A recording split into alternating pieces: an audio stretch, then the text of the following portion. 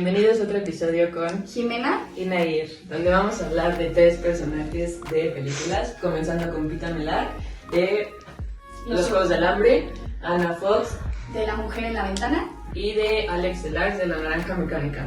Lo que vamos a hacer es atribuirles un diagnóstico a cada uno y el primero del que les vamos a hablar es de Pita Mellar y le atribuimos el diagnóstico de estrés postraumático. Los criterios que observamos son el criterio A, que es la exposición a un evento traumático. También está el criterio B, son los síntomas de intrusión. En este pusimos 2 puntos de ese, el 2 y el 3, que son los sueños angustiosos recurrentes y las reacciones disociativas. También pusimos evitación persistente y también pusimos el punto 2. También pusimos las alteraciones negativas en cogniciones y estado de ánimo. Aquí pusimos 3 puntos, que son el 3, 4 y 6, que es la percepción disociada, estado emocional negativo y sentimiento de desapego.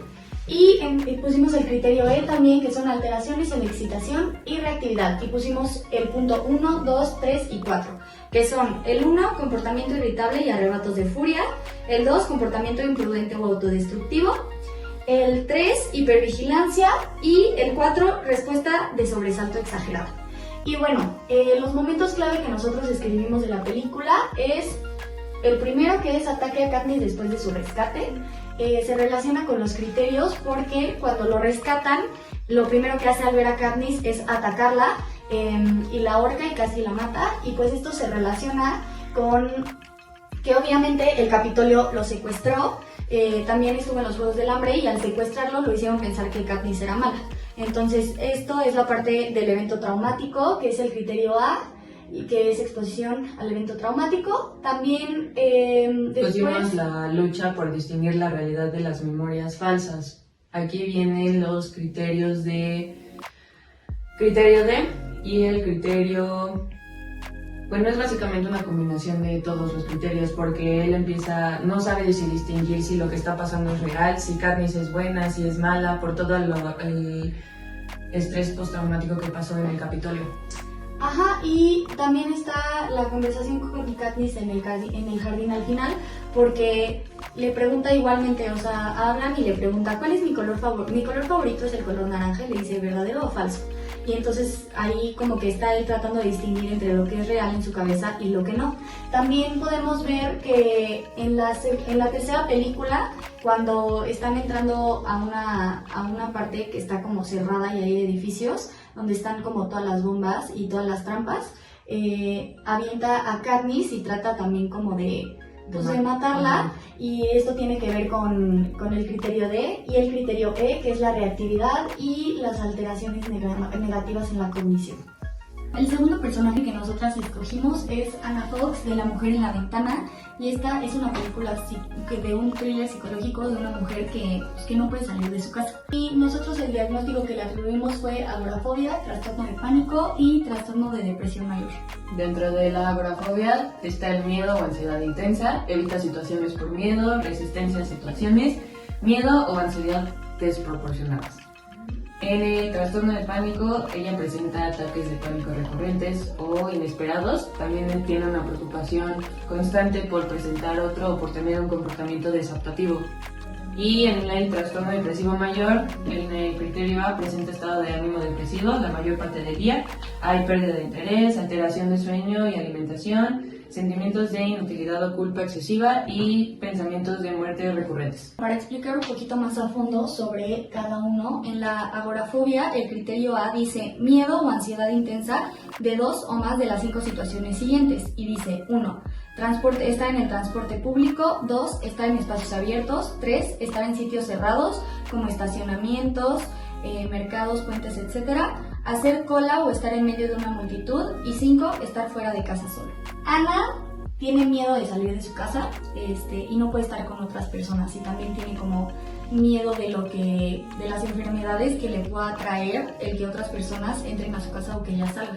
Y entonces no sale de su casa, y cuando intenta salir presenta los ataques de pánico. Hay una escena en la que trata de salir por unas cartas a su buzón y empieza a tener un ataque de pánico y tiene que regresar a su casa corriendo porque empieza a ser como insostenible el miedo y la ansiedad. Hay otra parte en la que trata de cruzar la calle para ir al departamento de su vecina y tampoco puede, o sea, empieza a tener igualmente un ataque de ansiedad y de hecho se recuesta como en una esquina de su departamento y se pone a llorar y dice que pues que no lo puede hacer y que no puede hacer nada, que también tiene que ver con la parte de la culpa y los sentimientos de la inutilidad del trastorno depresivo mayor.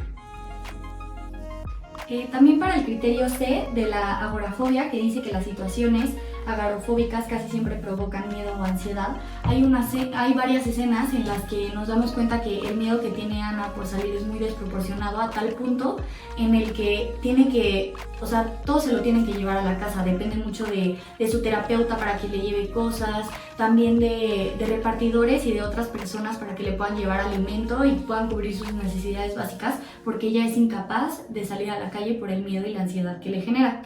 También está el criterio E, que es miedo o ansiedad en desproporción al peligro real, y hay una escena en la que su terapeuta intenta como razonar con ella y explicarle que no le va a pasar nada, y Ana como que se cierra demasiado y empieza igualmente a tener un ataque de pánico. También para el trastorno depresivo mayor, el criterio A es presente estado de ánimo depresivo la mayor parte del día, y en la película podemos ver que hay escenas en las que Ana está sentada sola en su casa a oscuras sin hacer nada, está triste, se siente mal con ella misma por este mismo miedo que tiene a salir y pues no, como que no se siente capaz de poder hacer nada al respecto. También para el personaje 3, que es Alex Delarge, le diagnosticamos trastorno antisocial. El criterio A del trastorno antisocial dice patrón dominante de inatención y vulneración de los derechos de los demás, y el punto 1 es el incumplimiento de las normas sociales. Este se puede ver claramente en la parte, al principio de la película, que primero golpean a un vagabundo y después también roban un coche y después entran a una casa y violan a una mujer y luego entran a la casa de un escritor, lo golpean y también violan a su mujer. En el punto 2 está engaño. Aquí se puede demostrar en una escena de la película donde lo están arrestando, pero él trata de manipular a los policías para que no lo arresten, a pesar de que hay evidencia y él lo sabe. El otro punto es tratamiento ludórico, ya que ahí podemos ver que cuando los doctores lo están haciendo el tratamiento, él empieza a decir que sí, que va a cambiar, que ya va a ser para bien, pero simplemente él va a regresar a hacer otra vez los mismos actos que ya estaba cometiendo antes. Punto 3 es la impulsividad. Y se puede notar que claramente algunos de sus crímenes tienen como una planificación previa, pero hay otros momentos en los que simplemente actúa por impulso. Por ejemplo, hay una escena en la que uno de sus compañeros, o drugos como les dicen en la película, le tira un vaso de leche en la cara y Alex le da una golpiza así súper brutal, nada más pues por impulso o por reacción. Claro, y ahí viene también el punto 4 con la irritabilidad y agresividad. Hay otra escena donde Alex también se pelea con sus drugos, sus amigos, comillas, y incluso a uno lo llega hasta apuñalar.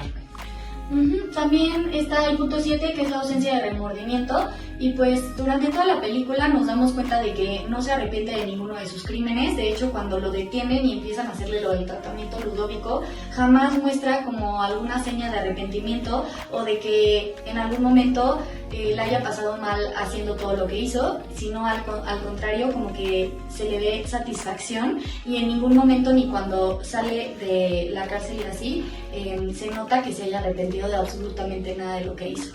También está el punto B, que dice el individuo tiene mínimo 18 años, y bueno, sabemos que Alex al principio de la película tiene 17, pero al final tiene 18 y él sigue comportándose de la misma manera. Nos falta mencionar el punto 5, que es la desatención imprudente. Aquí hay una escena donde conduce un coche robado y pues empieza a chocar contra otros vehículos, contra los peatones. También no tiene preocupación por otras cosas que se puedan cruzar en su camino. El D dice que no se produce por esquizofrenia o bipolaridad, pues claramente cumple con los criterios de el trastorno antisocial, pero no con los criterios suficientes para decir que tiene esquizofrenia o bipolaridad. Y bueno, los momentos clave, pusimos la primera escena, la golpiza a sus grupos o compañeros y el tratamiento ludópico, como ya los explicamos antes. Y bueno, ya para finalizar, nada más queda decir que todos los personajes que nosotras escogimos son personajes que conocemos, que hemos visto las películas varias veces y que a nuestro parecer su sintomatología o sus características se pueden reflejar muy claramente en sus personajes y en las escenas. Eso sería todo. Gracias.